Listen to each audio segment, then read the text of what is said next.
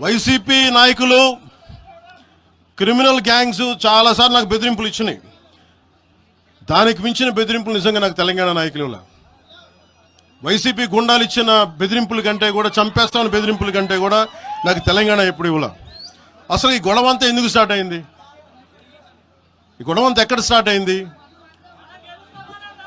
ఒక ఎనలిస్ట్, ఒక విశ్లేషించే వ్యక్తి, ఆయనంటే నాకు గౌరవం, ఆయన మీద నాకు గౌరవం ఉంది, ఆయన తీసుకుపోయి ఓ మీడియాలో మాట్లాడతా అమిత్ షా గారి గురించి మాట్లాడారు.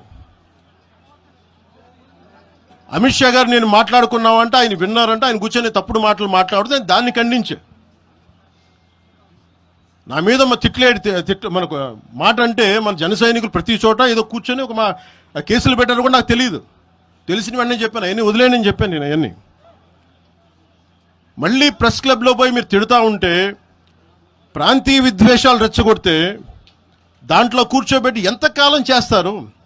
12 సంవత్సరాలు తెలంగాణ వచ్చిన తర్వాత ఇంకా తెలంగాణలో ఉపాధి లేకపోయినా ఏమి లేకపోయినా దానికి ఆంధ్రుడే కారణం, దానికి పవన్ కళ్యాణే కారణం.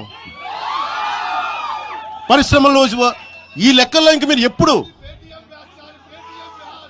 మీరు ఎన్ని చేసినా ప్రతిదానికి ఎక్కడో చోట తెలంగాణ ప్రజలు ఇది గ్రహించాలి. ఉద్యోగాలు రాకపోయినా, ఉపాధాలు రాకపోయినా ప్రతిదానికి ఆంధ్రోడు కారణం అంటే ఆంధ్ర ప్రజలు నిజంగా ఎందుకు వస్తారు ఇక్కడికి? తెలుగు చిత్ర పరిశ్రమ ఎందుకు వచ్చింది? ఎక్కడో మద్రాసులో ఉన్న తెలుగు చిత్ర పరిశ్రమ ఇక్కడ రావడానికి కారణం తెలంగాణ ప్రత్యేక రాష్ట్రం కావాలని కోరుకున్న నాయకులు చెన్నారెడ్డి గారు తీసుకొచ్చారు ఇక్కడికి. ఆయన తీసుకొచ్చారు ఇక్కడికి.